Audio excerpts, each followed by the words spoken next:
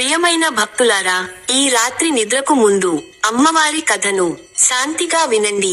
మీ మనసుకు ప్రశాంతత, మీ ఇంటికి అమ్మ ఆశీర్వాదం కలగాలి.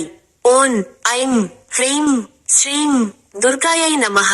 అమ్మా, కష్టాల్లో ఉన్న వారిని కాపాడే తల్లి, భయాలను తొలగించే శక్తి, నమ్మకాన్ని బలపరిచే దయామయి. ఈ కథను వినే ప్రతి భక్తులను, కష్టాలను సమస్యలను తీర్చు తల్లి.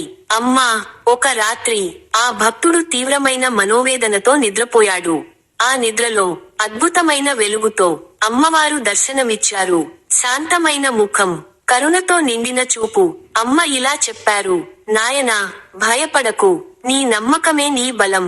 రేపటి ఉదయం నీ జీవితం మారుతుంది. ఆ భక్తుడు నిద్రలేచేసరికి మనసులో అపూర్వమైన శాంతి.